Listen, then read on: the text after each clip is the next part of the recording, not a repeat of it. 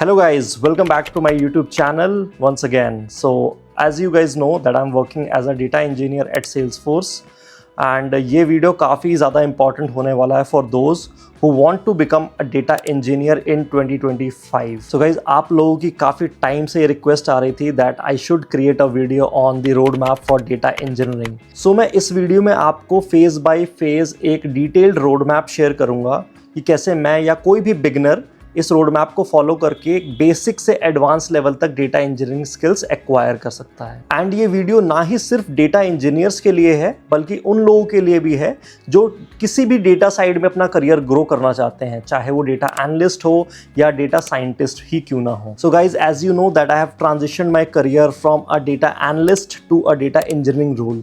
सो उसके पीछे क्या माइंडसेट शिफ्ट था, क्या थॉट प्रोसेस था, तो वो सारी चीज़ें मैं आज आपके साथ डिस्कस करूंगा at the end of this video. So please stay tune till the end. So guys, data engineering road map follow करने से पहले हम ये समझ लेते हैं कि डेटा इंजीनियर्स का एक्चुअल रोल क्या होता है किसी भी कंपनी में। So data engineers are like the backbone of any data driven company. They don't analyze the data or trend or build any kind of ML models. They build that system that make that work possible. चलिए अब एक छोटा सा example लेके समझते हैं कि data engineers, analyst और साइंटिस्ट का क्या रोल होता है और कैसे तीनों आपस में डिफरेंट होते हैं। चलिए मान लेते हैं गवर्नमेंट एक नया प्रोजेक्ट लेके आ रही है, road construction project. So data engineers are the people who build that road and ensures वो रोड बिल्कुल स्मूथ हो एंड स्ट्रॉन्ग हो। So after that road is build, फिर काम आता है डेटा एनालिस्ट्स का, जो देखता है कि रोड में कितना ट्रैफिक आ रहा है, कहाँ जाम लग रहा है, लोग कौन सा रूट प्रेफर कर रहे हैं। तो बेसिकली एनालिस्ट डेटा को देखते हुए करंट सिचुएशन समझाने की कोशिश करता है। इसके बाद काम आता है डेटा साइंटिस्ट का। वो प्रिडिक्ट करता है कि फ्यूचर में कहाँ कहाँ ट्रैफिक बढ़ने वाला है, क्या नए फ्लाईओवर्स या रोड्स के कंस्ट्रक्शन की रिक्वायरमेंट है या नहीं। सो बेसिकली वो डेटा देख के फ्यूचर का एस्टिमेट लगाने की कोशिश करता है। So it is more about statistics and probability. तो आई थिंक आप समझ गए होंगे कि डेटा इंजीनियर्स को बैकबोन क्यों कहा जाता है। सो गाइस, चलिए बात करते हैं डेटा इंजीनियरिंग रोड मैप की। मैंने जैसा आपको बताया था कि मैं इसको आपको फेज़ बाय फेज़ डिवाइड करके बताऊंगा। तो फर्स्ट फेज़ की बात करते हैं, which is your core foundation towards your programming language. जी हाँ दोस्तों, आपने सही सुना, आपको एक basic level of programming knowledge होनी चाहिए।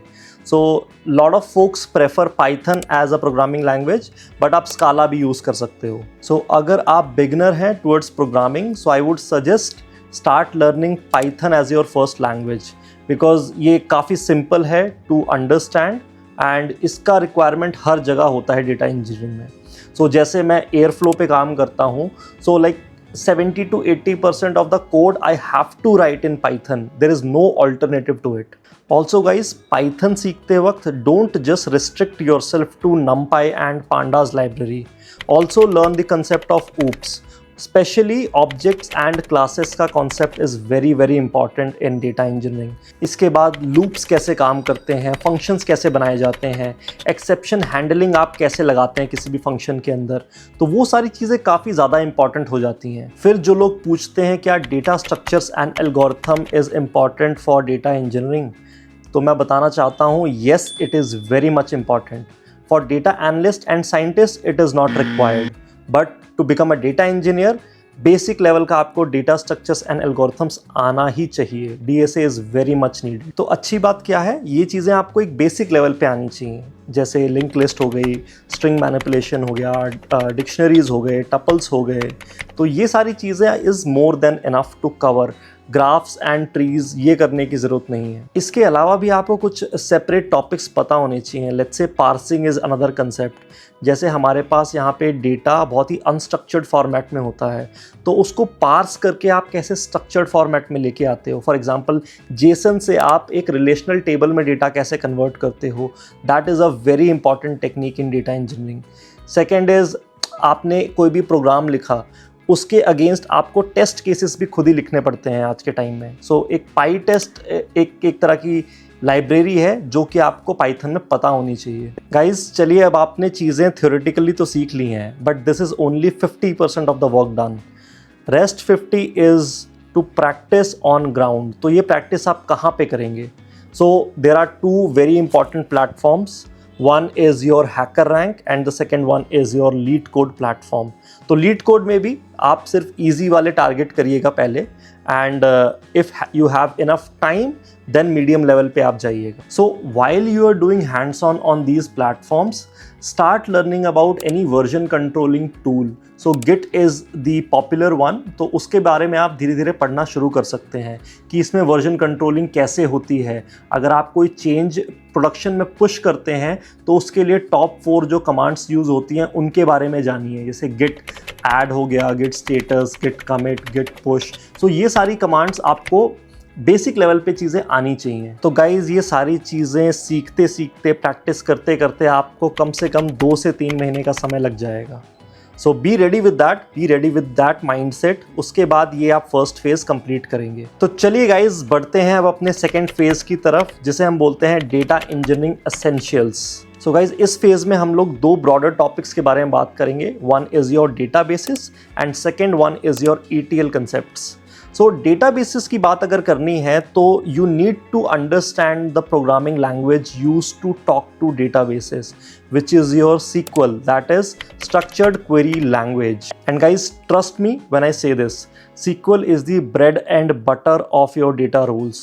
Without SQL, data engineer बनना तो आप भूल जाइए. एंड गाइज बेसिक लेवल के साथ साथ यहाँ पे आपको एडवांस कंसेप्ट्स भी आने चाहिए, which includes your grouping, joining, using window function, using common table expressions, ये सारी चीज़ें. इसके अलावा how partitioning works in your table, how indexes are applied, you know what are views, what is the difference between a materialized view and a permanent table, what are some of the optimization techniques, how you can optimize your complex queries. So ये सारी चीज़ें आपको आनी चाहिए in order to become a expert in SQL. As a data engineer, you not only work on the select statements but also on the CRUD operations applied on your table, which is your create table, read, update and delete.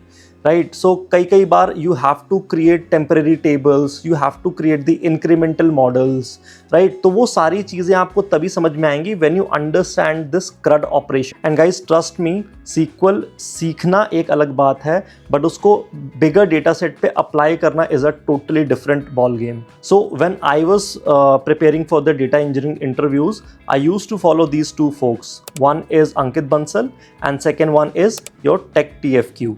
So they have a curated list of interview questions asked. So I would highly recommend you to follow these 2 folks. And I would highly recommend you to install any database in your system, either it is Postgres or MySQL.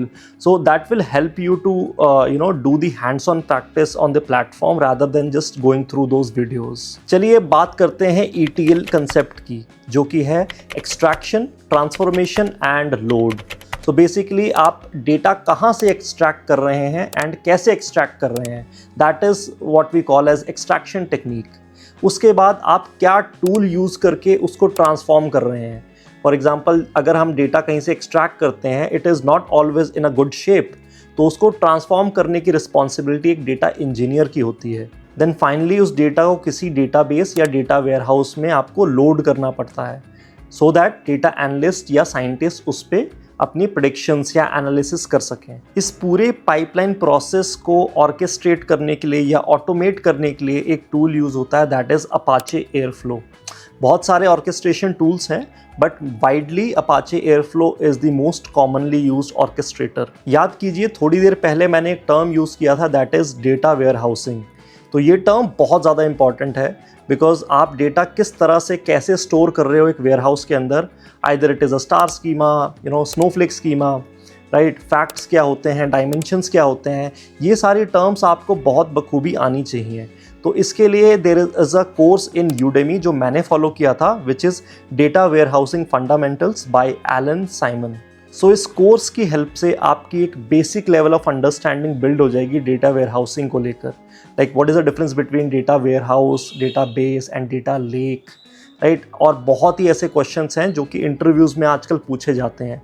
Let's say SCD dimensions कौन कौन सी होती हैं, staging layer क्या होती है, उसके कितने types होते हैं, राइट। डेटा मॉडलिंग के दौरान आप कौन सा स्कीमा चूज़ करेंगे, अगर स्टार स्कीमा चूज़ करेंगे तो उसके पीछे की रीजनिंग क्या है, ये इस टाइप के आंसर्स आपके इस यूट्यूब वीडियो से काफ़ी हद तक सॉल्व हो जाएंगे। देन उसके बाद कुछ data warehousing tools use होते हैं लाइक स्नोफ्लेक, बिगक्वेरी, रेडशिफ्ट, इनके बारे में भी थोड़ा बहुत आप जानना स्टार्ट कर दीजिए इस फेज़ के अंदर। इस फेज़ को कवर करने में आपको नेक्स्ट 2 से 3 महीने लगने वाले हैं। It's a big and heavy course, तो उसमें आपको काफ़ी ज़्यादा टाइम इन्वेस्ट करने की ज़रूरत है। सो गाइस, चलिए बढ़ते हैं अपने थर्ड फेज़ की तरफ, that is big data and cloud. तो गाइज़ कुछ टाइम पहले तक कंपनीज़ अपना डेटा ऑन प्रेम रखती थी, दैट इज़ उनके खुद के डेटा सेंटर्स होते थे बड़े बड़े, जहाँ पे वो अपना डेटा स्टोर करती थी। बट इसमें भी बहुत सारे चैलेंजेस थे, लाइक स्केलिंग इशू बहुत बड़ा था, एडिशनल इंफ्रास्ट्रक्चर कॉस्ट इनकर होती थी कंपनी को, डिजास्टर रिस्क का खतरा हमेशा रहता था, and company was fully responsible for securing that data. अब इतने सभी रिस्क को देखते हुए companies have decided to store their data in any of the cloud platforms like AWS, Azure और GCP। अब अगर आपकी कंपनी का डेटा किसी क्लाउड प्लेटफॉर्म पे स्टोर हो रहा है, so as a data engineer it is your responsibility to know how that infrastructure works. So market में 3 ऐसे प्रोमिनेंट प्लेयर हैं जिसमें से आप कोई एक टेक्नोलॉजी सीख सकते हो।